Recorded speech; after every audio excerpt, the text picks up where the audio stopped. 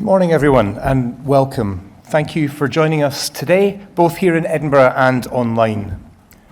Our slogan, driven by purpose, measured by impact, captures not only what we do, but how we think about our role as a university and the difference we seek to make in the world. It reflects a clearly defined purpose, a shared determination to create meaningful impact within the communities we serve.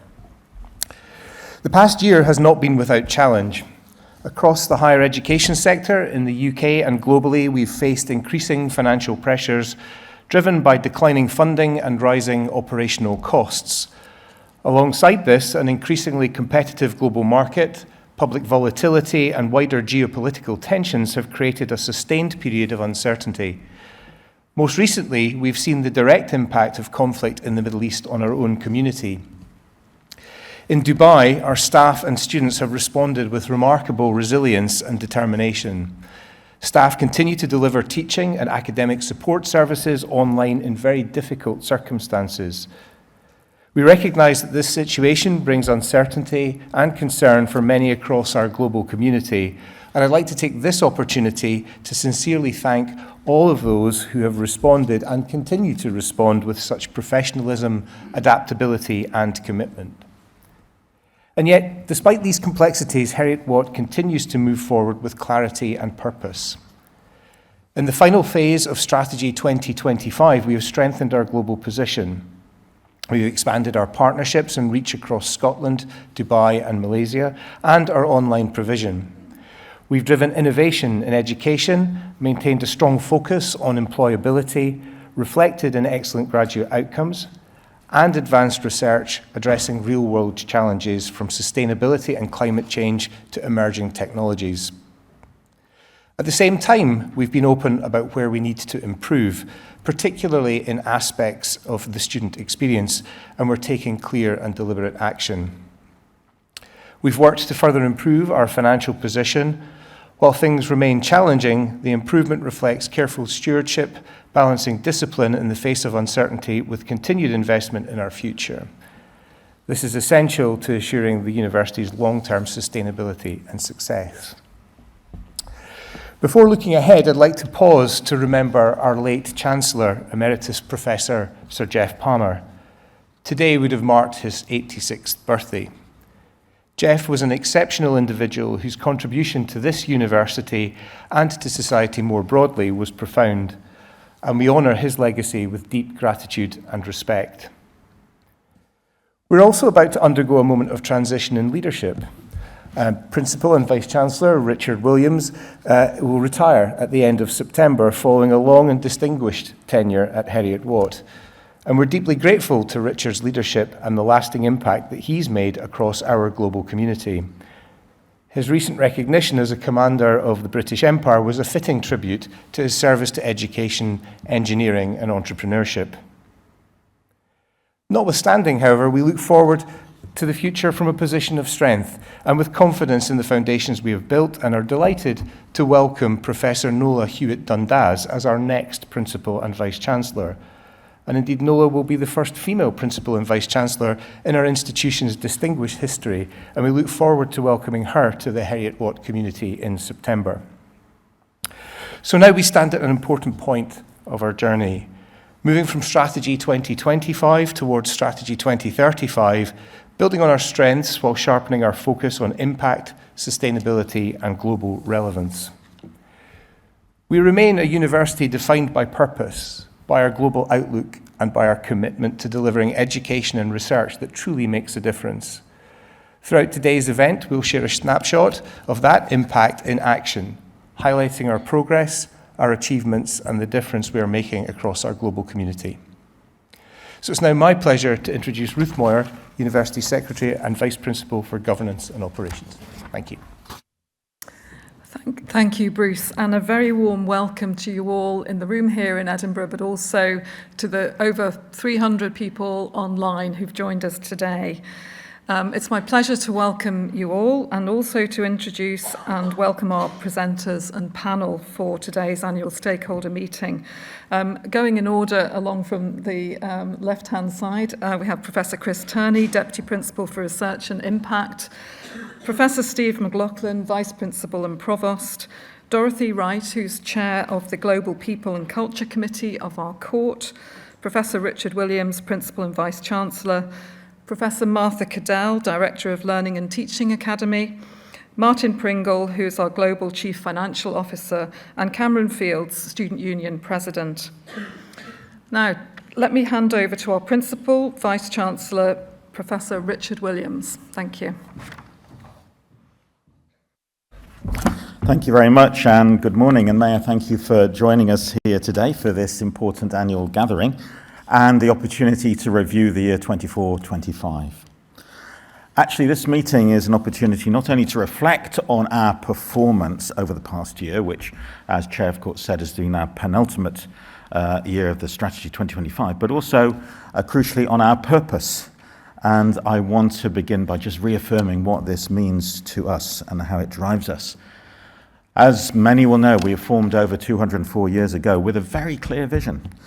To open access to education, to advance knowledge through research and innovation with the purpose of improving society, and also to prepare people for meaningful, impactful, and flourishing lives. So that's what we are about at Heriot-Watt. So, as we look at this next slide, we are present in the three major regions in the world, in Europe, in Middle East, and Southeast Asia, each with their changing populations and economies.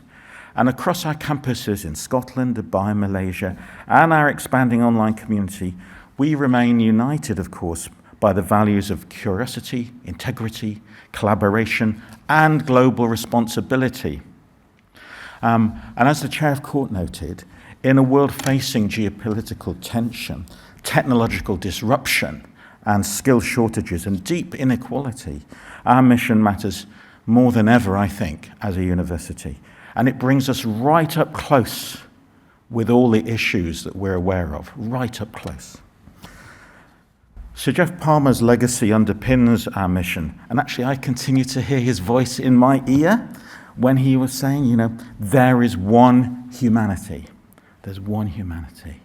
And also, as he says, education is the only effective way to achieve authentic, lasting change. He's so right on that. And our partnerships around the world continue to expand through our research collaborations, through our transnational education, and growing connections across industry and with governments. And these partnerships enrich our academic environment, and they strengthen Scotland's global presence. For example, in Central Asia, this year marks the third year of our collaboration in education with Kazakhstan, with Zubinov Regional University and Aktobi, and which, of course, has equipped us with very good facilities in partnership with the Ministry of Education. That activity continues to strengthen, and major new infrastructure is under construction by the Ministry to accommodate growth there. Well, today you're going to hear about stories of our performance and impact, and there are further details about each of our 10 Strategy 25 KPIs in the published annual report that you might want to have a look at. And 2024-25 was also the year when we were proud to be shortlisted for the Times Higher Educational University of the Year, which was based around our university diversity, the quality of our leadership, and our intentionality of our sustainability. And we are very proud to be shortlisted for that.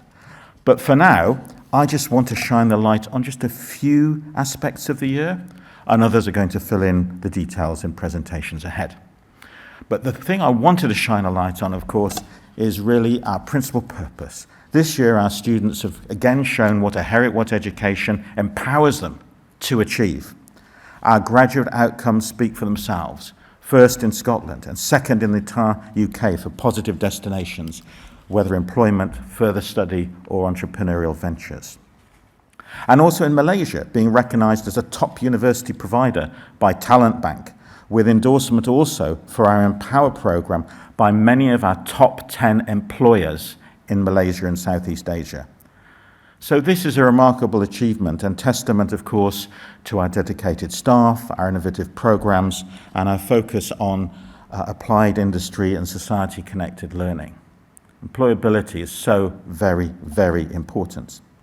And we've also continued to innovate in how we deliver education, launching new programs and professional pathways aligned to global skill needs, expanding our online learning, including our new master's program with Coursera, and the growth of the Heriot-Watt Professional Academy, which is extending high-quality, flexible education to learners around the world. And also strengthening our student support and advice and reshaping how students are guided academically, personally, and professionally throughout their journey with us. But I also want to be frank. You know, our national student survey results did not meet our expectations. Whilst our internal indications showed some improvement, including in a sense of belonging and engagement, our external ranking remains a concern. And we've taken strong action improving assessment feedback processes, embracing advice community building and coordination across schools and services. And we continue to be listening and responding because student experience actually is central to who we are, and of course it's critical for our future success. Well, during the year, our research has continued to grow in impact and, of course, the level of resourcing it has won.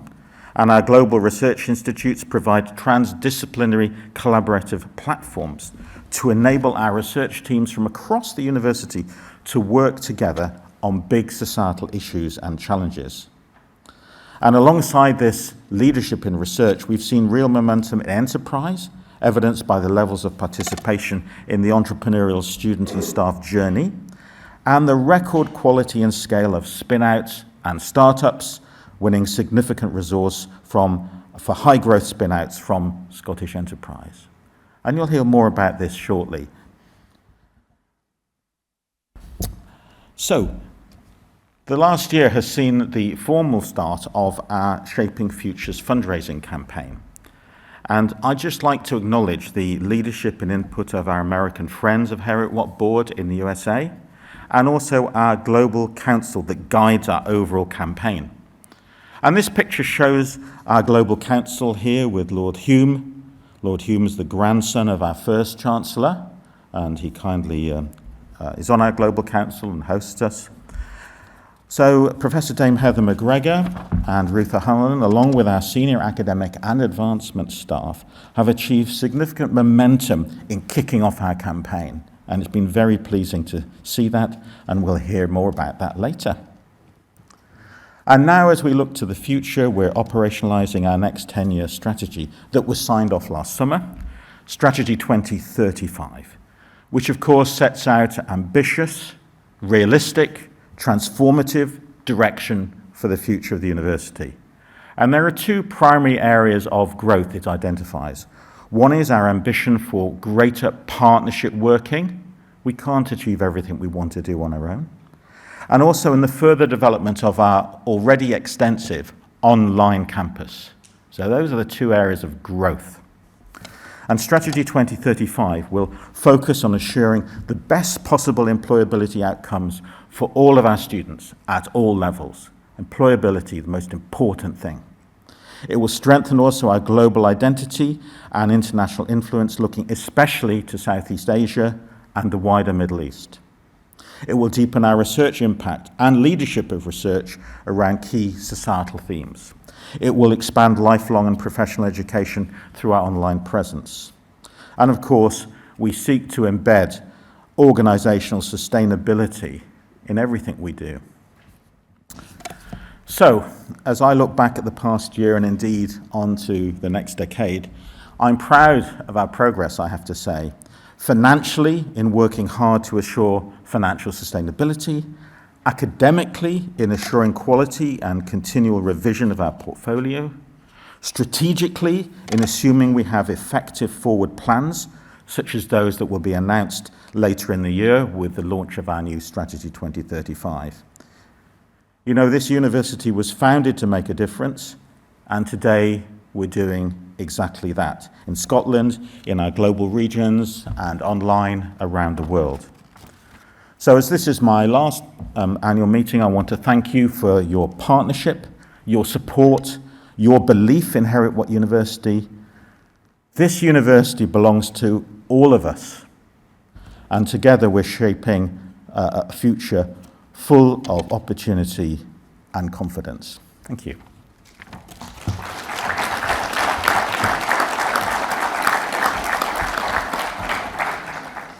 I'll now hand over to Martin Pringle, our Global Chief Finance Officer.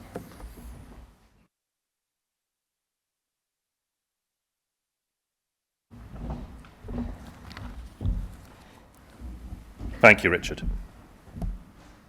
The university's 2024-25 financial statements reflect a period of both achievement and challenge. The university has grown its overall income and reduced its operating deficit whilst it continues on its journey to break even.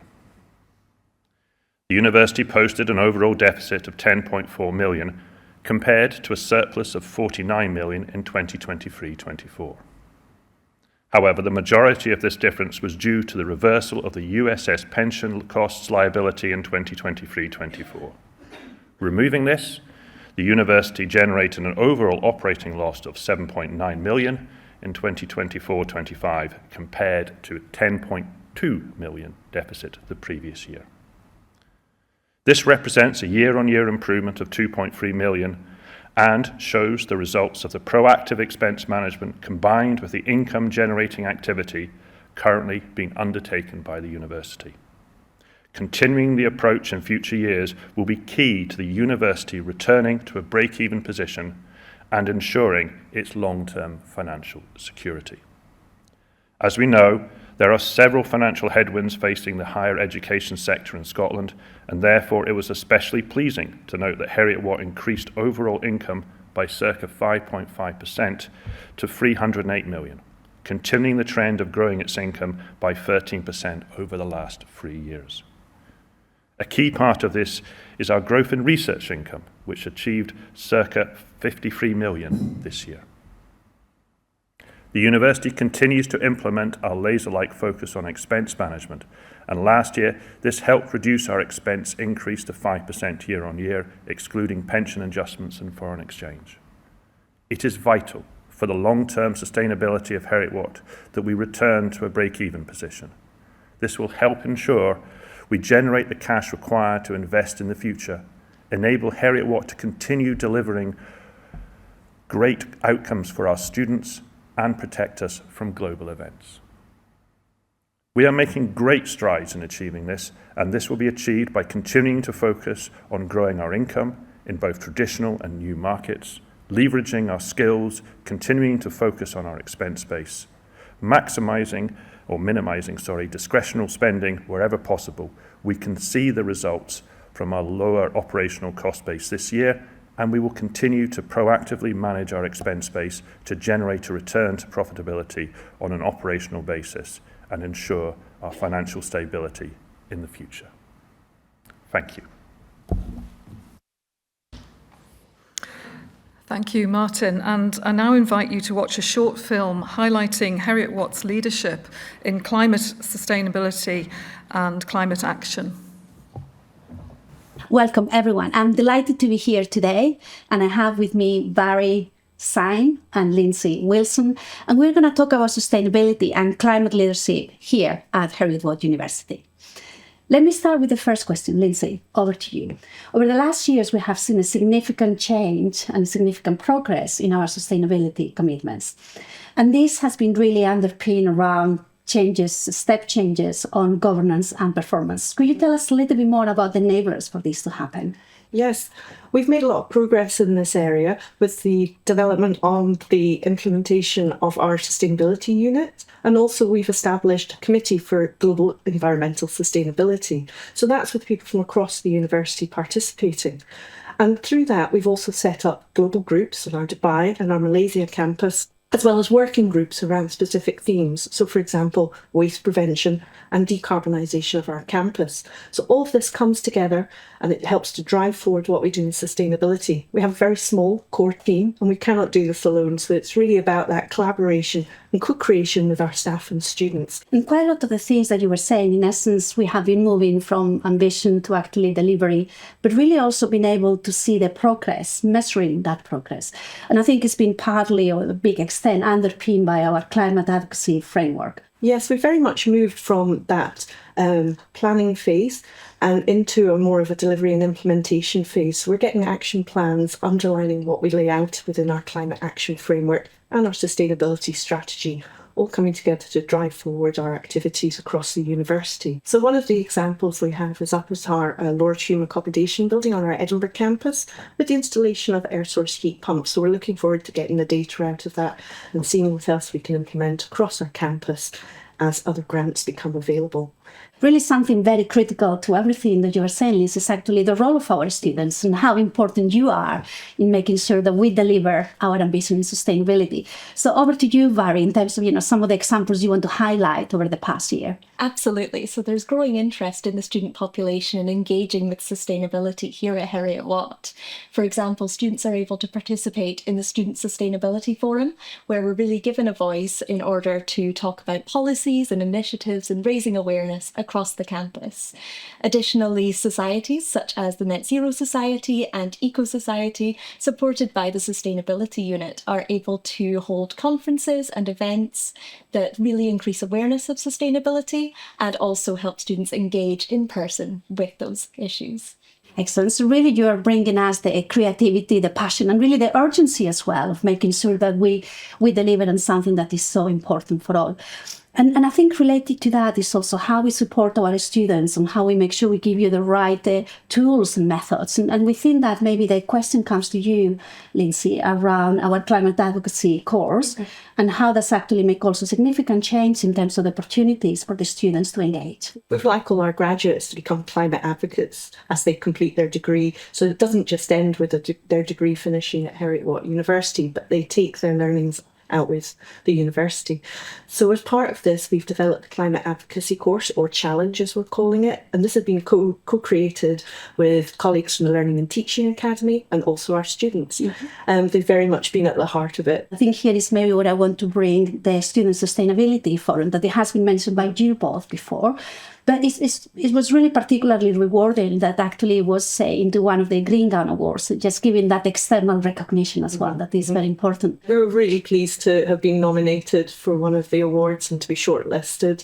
It was really in recognition of working closely with our students. Initiatives like the Student Sustainability Forum really encourage students to gain confidence in engaging in sustainability and climate-related discussions at that level and able to push forward initiatives in the future and really shape Heriot-Watt's sustainability priorities moving forward. We're going to come now to the final question. What is really the priority that you see going forward for Heriot-Watt in sustainability? So from a student perspective, I believe the priority is ensuring that all students graduate with an awareness and sustainability skills. It's essential for the future job market and also the health of our planet. And I would reflect on that actually with Strategy 2035 going forward. We want to embed sustainability within that in terms of our operations, in terms of, again, our learning and teaching and our research, and very much working with both our students and our staff in order to really focus on implementation over the coming years. Well, and that really comes to the end of our conversation today. It's been really, really enjoyable to have Barry and Lindsay with us. And I think it's really going forward is really how much we have achieved with this collective commitment that we have, but also with the passion and the motivation of our students and staff. So really looking forward to continue delivering our sustainability ambition going forward. Thank you. What a great example of the partnership we have with our students, and we hold the student voice at the heart of our thinking and decision making. And I'm delighted to invite Cameron Fields, who's Student Union President, to now speak to us.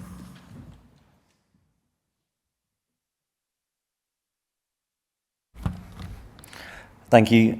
As the main representative of the Heriot-Watt Student Union, I'm going to take this opportunity to share a little bit about who we are and, more importantly, how we work in partnership with the university in order to improve that student experience. Everything we do as a union comes back to one simple mission: to make students' lives better. And we do that through so many ways, through our independent advice and support, societies, volunteering opportunities, but most importantly, through our elected representation that brings student voice right into the heart of the decision making. My team and I, we represent only the UK-based students, but we work really closely with our counterparts in Dubai and Malaysia, that Student Council and Association, to ensure that students across our global campus feel heard and supported. But more than just services and events, our job is to be a partner and a critical friend to this university. Heriot-Watt is rightly proud of its student-focused approach, and we should be proud of that. But even the best institutions, they can have blind spots. And our role is to gently but firmly steer the university back into that student experience when the compass can wobble, to raise those questions that some of us may not ask, and to represent the lived realities that students who aren't always in the room are facing. That challenge is being a part of the value we bring, because good partnership, in my opinion, isn't about always agreeing. It's about being able to disagree productively, to speak honestly, and to keep students at the centre of every conversation, even when it can be uncomfortable. One of the key ways we work together is through our student partnership agreement. Each year, the partnership agreement is developed between the global student representatives and the university. But reflecting this year, we noticed that we need to improve it and we need to make changes to the partnership to make it more effective and also to get additional buy-in from university staff. This partnership agreement now is focused on increasing overall student well-being by focusing on 3 priorities. The first being reducing the financial and living pressures of our students. And some of the ways we're doing that is by addressing gender-based violence and making sure that students can have access to sport. We're also improving students' future readiness, embedding employability and skills to increase their confidence for the job market, and building stronger student communities so that students can feel a real part of our Heriot-Watt space by looking at how do we fund more student events and communities. Partnership can always be changed, it can always be refined and improved, and I am truly glad that our university is consistently working towards that basis. So thank you for listening and thank you for supporting our students.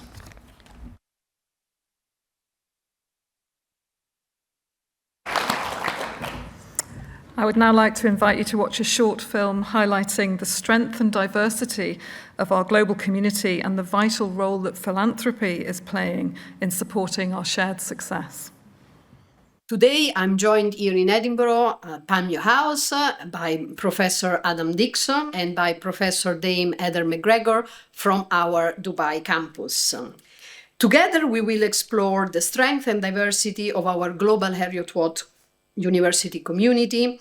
So, Adam, Panmure House is both an historic home, the historic home of Adam Smith, and now a place where global debates on economics and society happen. When you bring here those people that really shape the debate, what does it tell us about how this global community support our mission? Panmure House is an amazing asset for the university. But at the same time, what is important about Panmure House is it's much more than just the bricks and mortar here in Edinburgh.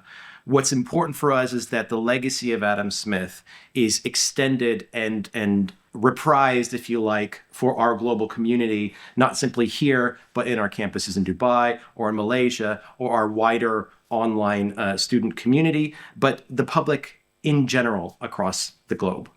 So from your perspective in Dubai, how do alumni in the region contribute to the global network?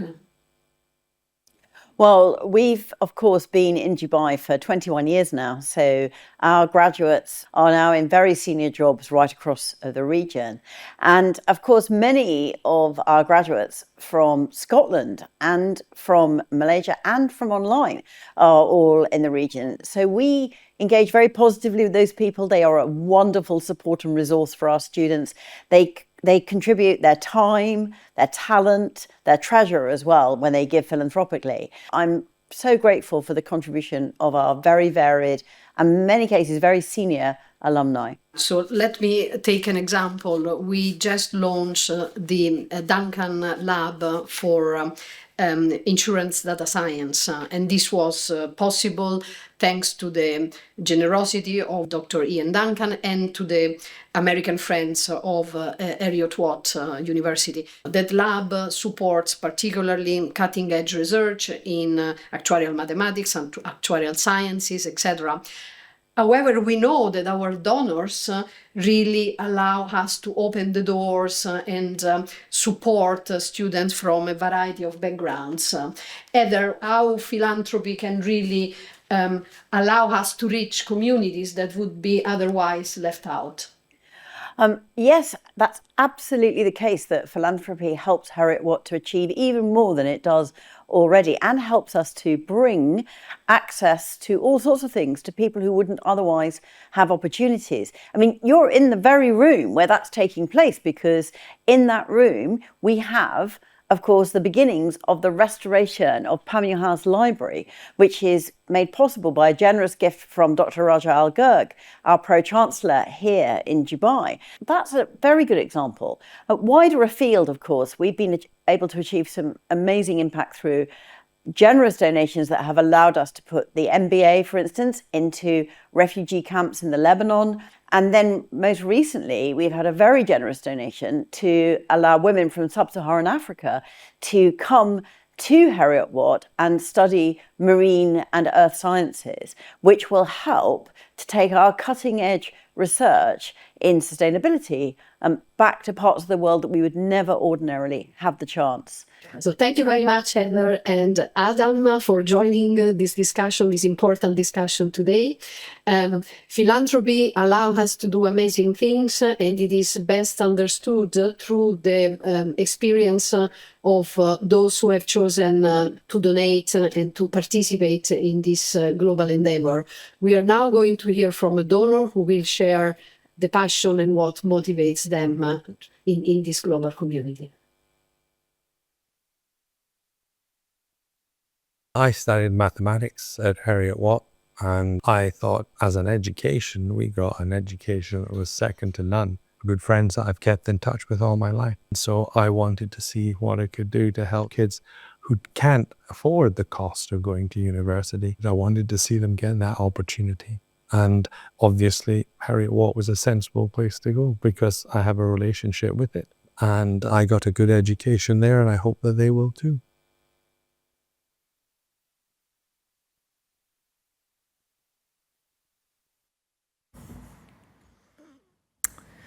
I'd now like to invite Professor Chris Turney, Deputy Principal, Research and Impact, to speak to us. Thank you, Chris. Thank you, Ruth. What you see here is just a small cross-section of the brilliant people behind our research and enterprise activity.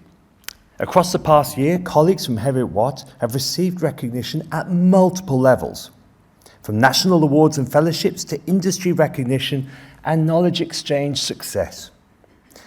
That includes Royal Society of Edinburgh Awards, national recognition for socially impactful work, just as Justice Signs and Silent Harm, and awards for engagement with business and enterprise. We've also seen international recognition in areas such as quantum science and photonics, alongside continued success in national accelerator programs.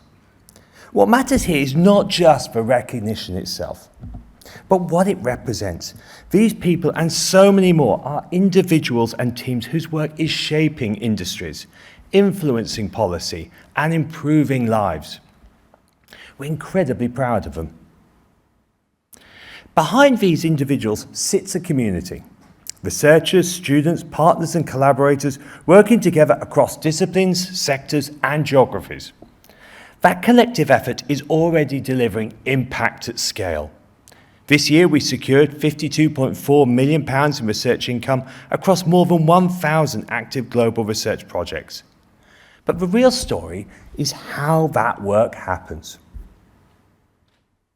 Increasingly, it is collaborative, applied, and shaped around real-world challenges, bringing together different perspectives to create solutions that no single discipline could deliver alone. And that brings us to the nature of the challenges we are addressing. Many of the issues we face today, whether in health, climate, technology, or society, are what we would describe as wicked problems. They're complex, they're interconnected, and they're constantly evolving.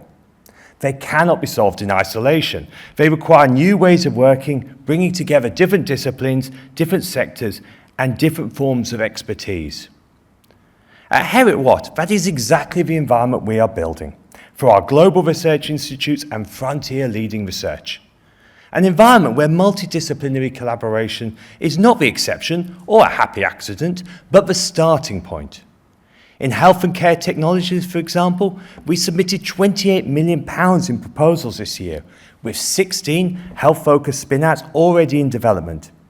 That reflects a growing ecosystem translating research into technologies that can improve patient care and healthcare systems. At the National Robotarium, we're seeing growing national momentum behind robotics and AI. The National Robotarium has built a pipeline of more than 100 companies now engaged in exploring how robotics can support their businesses, translating research into real impact. Through INET, we are convening partners at scale to address global carbon pollution, bringing together industry, researchers and policymakers to develop and deliver sustainable solutions across complex systems at speed and scale.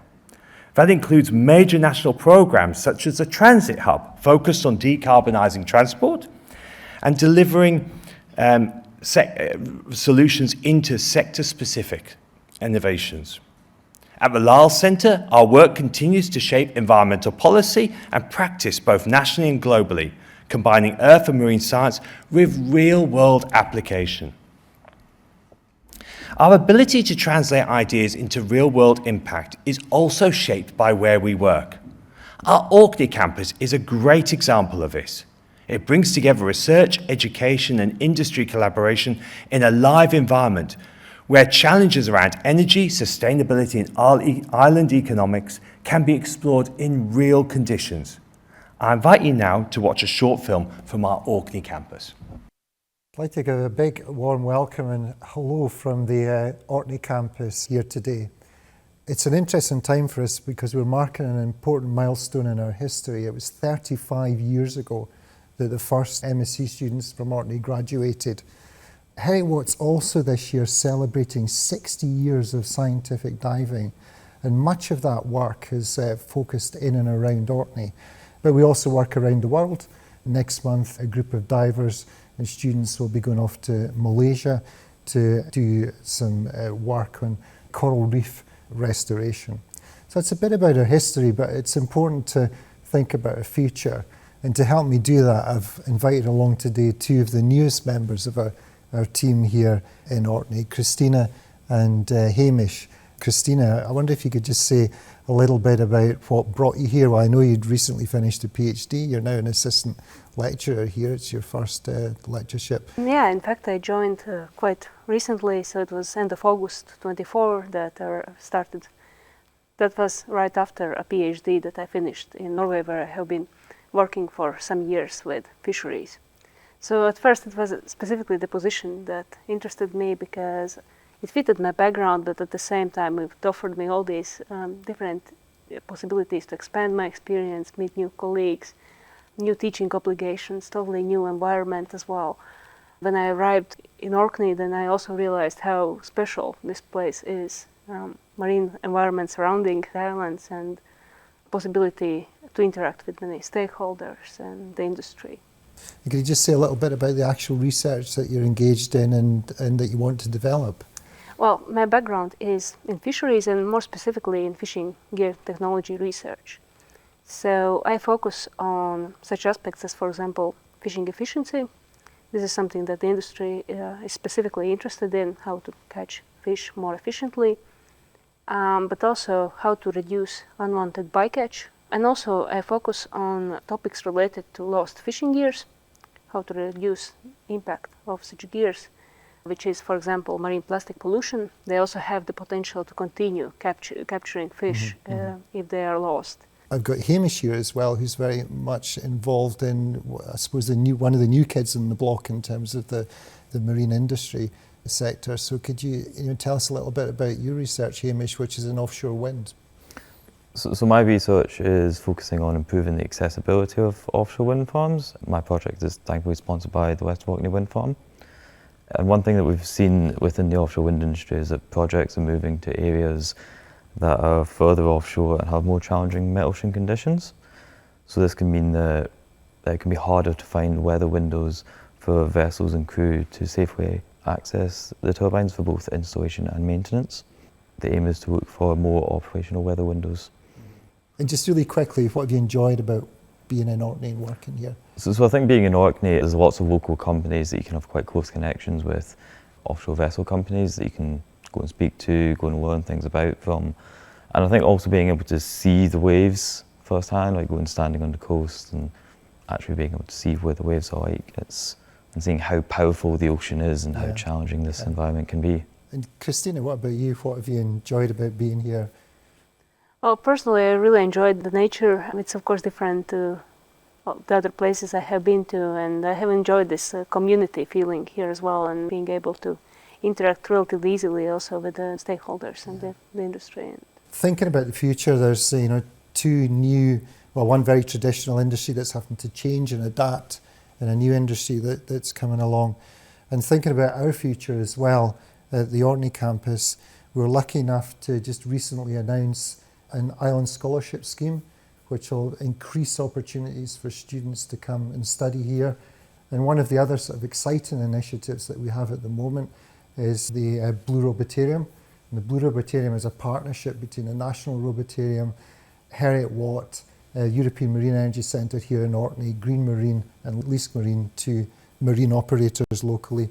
And we're trying to encourage people to bring marine robotics, to test marine robotics in the waters in Orkney. So, again, Orkney's at the cutting edge and at the future edge of these new expanding industries. That's fabulous. From the seafloor to space, we are advancing the frontiers of research. This year, that is particularly evident in quantum science and photonics. We played a key role in the launch of the 42 million integrated quantum networks hub and in opening our quantum-enabled optical ground station. These are not just research assets. They are part of the UK's emerging infrastructure for secure communications and next-generation technologies. Crucially, they also bring together academic and industry partners across national programmes, reinforcing our role within the UK's research ecosystem. Of course, research impact doesn't stop at discovery. Our enterprise ecosystem continues to grow, supporting both researchers and students to translate ideas into ventures. The Global Innovation Challenge attracted nearly 600 participants in the year, helping to build founder capabilities across our global community. And that pipeline is delivering results, with Heriot-Watt securing a significant share of Scotland's high-growth spin-out funding. Behind all of these achievements are people, our entrepreneurial minds. Professor Gabriela Madero is a great example. Her work on sustainable construction led to the creation of Kenetec and the K-Brick, a low-carbon building material made largely from construction waste. Professor Robert Thompson's work in photonics followed a similar path. His company, Optoscribe, developed advanced optical wavelength technologies and was ultimately acquired by Intel. And innovation at Heriot-Watt is not limited to senior academics. Alumnus Rohith Devanathan started his journey through the Global Innovation Challenge as a student. His venture, Scrub Marine, is now developing robotics technologies to address marine biofouling, turning a classroom idea into a growing company. Together, these stories illustrate how Heriot-Watt nurtures entrepreneurial minds at every stage and helps make a real difference in the world. Finally, it's important to remember that Heriot-Watt operates as a truly global university. Our campuses in Edinburgh, Orkney, the Scottish Borders, Dubai and Malaysia form an interconnected research community. This year marked an important milestone for our Dubai campus with its first major research income award. And it reflects a growing maturity of our global research capability. That international footprint gives us something truly distinctive. It allows us to connect talent, industry, and research environments across continents and disciplines. As we look ahead to Strategy 2035, that interconnected and entrepreneurial model positions Heriot-Watt strongly within an evolving research and enterprise landscape. As we look ahead, the direction is clear. Research and enterprise at Heriot-Watt are becoming more connected, more applied, and more globally integrated. But ultimately, this is about people and how we work together. Deputy Principal, Professor Jill Murray, who is sadly leaving us, has helped so much of this happen. There's a wonderful quote from Helen Keller that captures this well. Alone we can do so little, together we can do so much. That idea sits at the heart of what we are building at Heriot-Watt. Thank you, and we will now hear from Professor Martha Cadell, Director of Learning and Teaching Academy.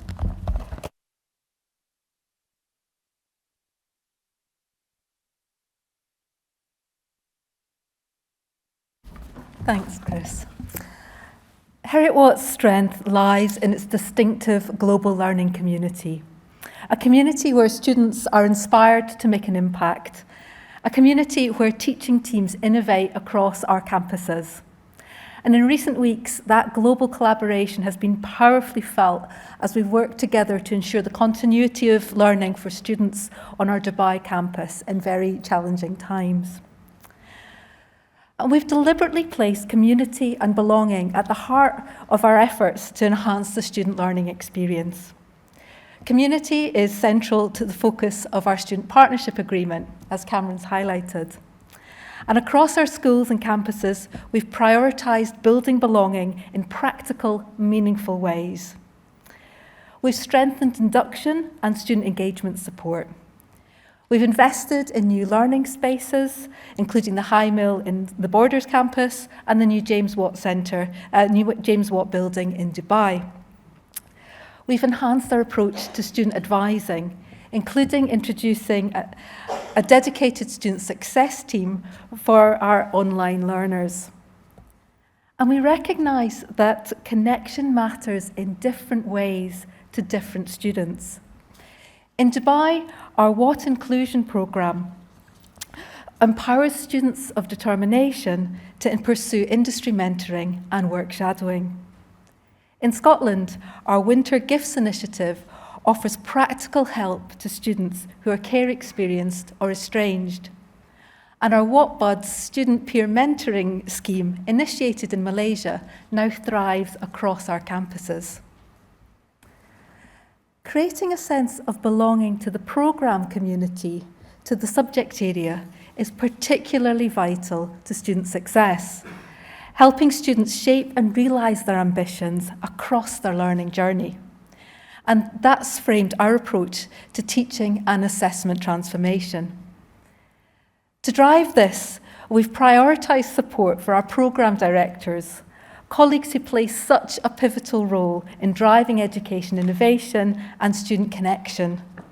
And we're delighted to see so many of our educational leaders recognised for their contributions through fellowship of the Higher Education Academy.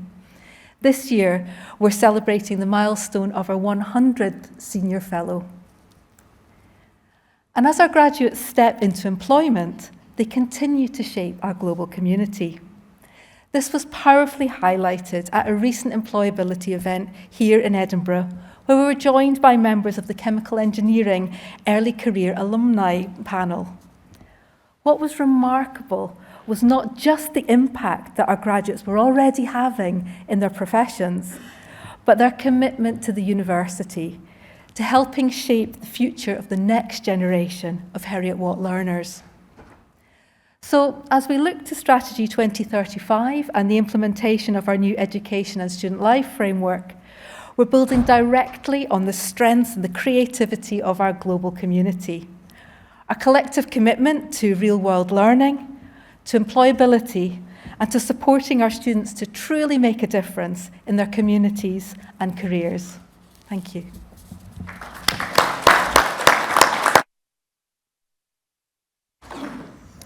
Thank you to all our presenters, and I now invite the Chair of Court to make his final remarks.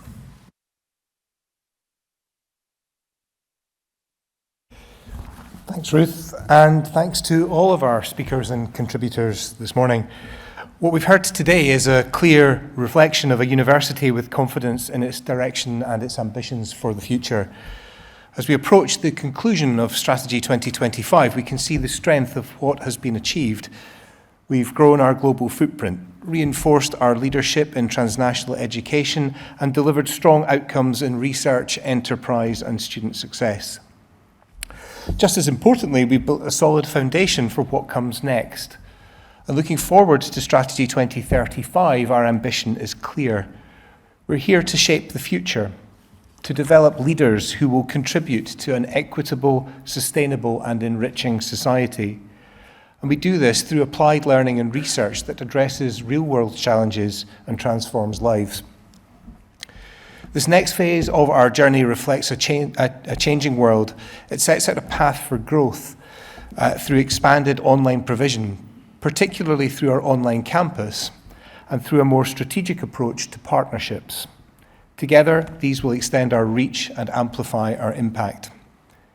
At the same time, we remain grounded in what defines us. Our strong focus on employability continues to underpin everything we do.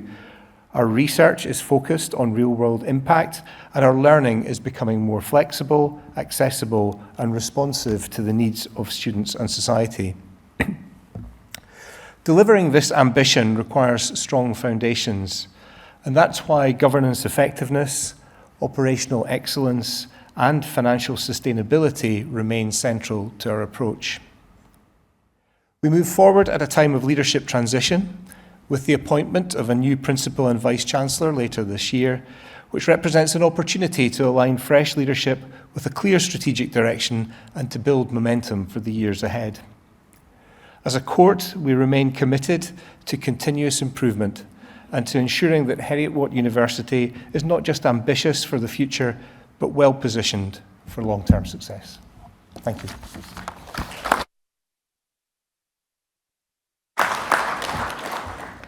Now that concludes the presentation from the reports for 24-25 and a look forward into this year. This is now your time to ask a few questions, and people online can please post their question that way. And here in Edinburgh, we have two people with roving mics that can come and help you if you would like to ask the panel a question from the audience. So while you're having a think about that here in Edinburgh, I've got one question online, which I'll go to first, which is regarding research. Chris, I'm going to come to you. And the question is, how is Heriot-Watt strengthening its research interests and external partnerships with industry and government against a backdrop of a challenging financial environment? There's no doubt it is an extraordinary, challenging environment. I've been in this sector now for 30 years, and the challenges we face are enormous. As a university, though, it's all about having an impact. It's about making a difference.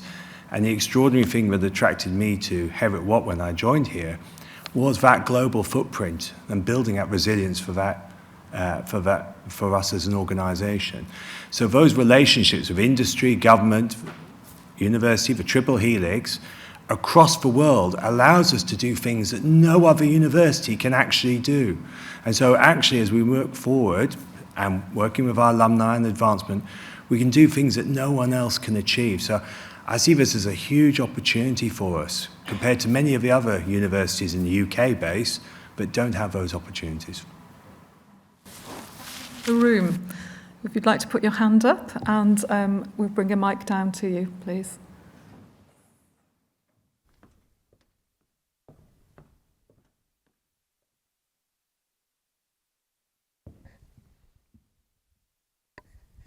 Thank you. It was just a question to Martin, just to know, are we on track to break even this year?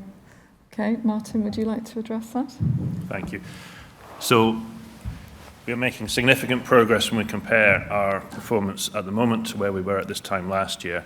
I think there's a degree of risk in terms of breaking even. We need to keep up our momentum. We need to keep our financial discipline. And I think we need to make sure that we continue to take that foundations into next year and build the foundations for Strategy 2035. I wonder, Bruce, from a chair of court perspective, would you like to comment on this? Because this is one of our top priorities, isn't it, to achieve financial sustainability? Yeah, thanks, Ruth. I mean, I think there are maybe a couple of things to say. I mean, first of all, we are a charity. No charity should be operating at a loss. We really do need to focus on ensuring that we have that sort of break-even position, which allows a strong foundation on which we can build and deliver all of the things that we want to do. As a court, we have been pretty focused on delivering that. Audience members will probably be aware that over the past few years, we've gone from a deficit position of 15.8 million through 10 million, through 7 million, and hopefully towards break even this year, and tried to do that without creating a burning platform, but do it through a sensible approach to sustainable financial management. Hopefully our support is helpful in that. We will continue to support from that perspective, but it's a non-negotiable really moving forward. And definitely one of our remaining priorities for the court and the executive. Any more questions in the room? If we could pass the mic along to Julian, please.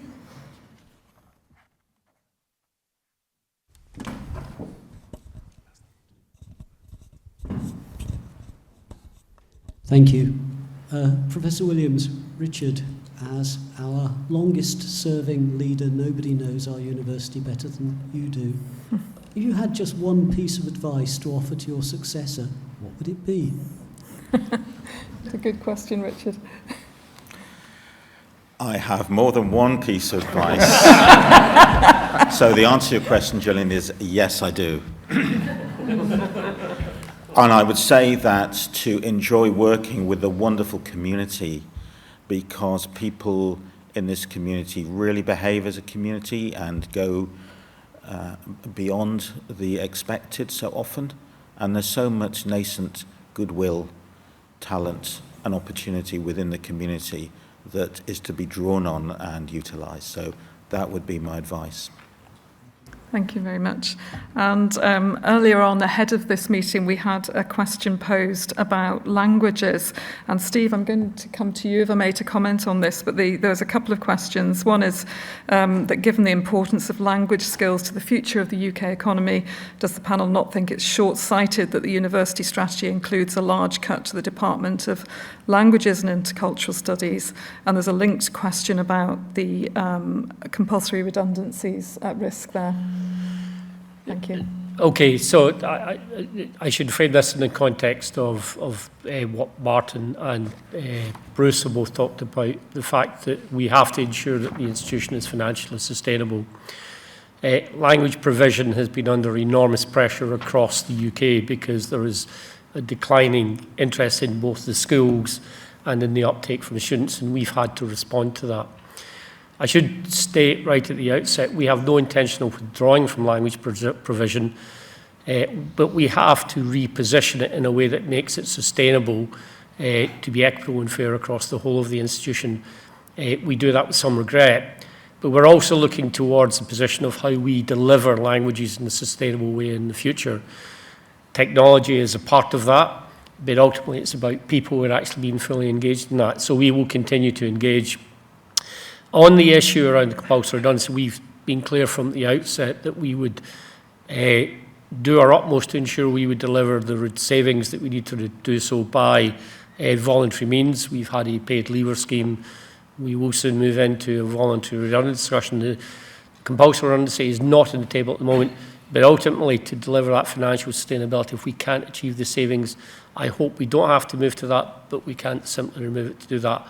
As I think, as I've reminded in meetings with staff and with students, as a vice principal, I'm a trustee of the university, and as Bruce said, we are a charity, and I have a fiscal and legal responsibility to ensure that we are sustainable, and I know that the executive and the court take that extremely seriously. Thanks, Steve. And I'm going to take one final question online, and Richard, I'd be grateful if you could just answer this briefly, just because we're running out of time. But how is Heriot-Watt University supporting students from the African region to also thrive in the employability in their regions and beyond? And I know this is something dear to your heart. Yes, well, one of the heritages of the university is that it has a very strong African alumni. Over 22,000 MBA alumni in Africa who've taken our online programs. Actually amazing. So we continue to raise funds focused on scholarships for all sorts of people in Africa and to support students, both at their first degree, master's, DBA. So it remains a very strong track for the university. And indeed, the leaning in of the Scottish Government, particularly into our work in Zambia, is very, very important. Over 1,000 alumni in Zambia, including the president. So we remain committed to Africa, and we're grateful to our many donors who have given very generously to support our ongoing work there. And of course, in the future, as we connect with research in translating and sharing best practice, which is sometimes a two-way process, not a one-way process, into Africa alumni, it's one of the highlights and amazing things about Heriot-Watt. Thank you. Thank you very much, Richard. And the remaining online questions we will respond to separately. We're happy to do that. And please join us afterwards for tea and coffee and we can discuss any questions in the room. But as we conclude, thank you again for joining us online. We had over 400 people online and here in Edinburgh. And as we close, we're joined by our wonderful Heriot-Watt choir, directed by Matt Brown, performing Auld Lang Syne. Thank you very much. Sure.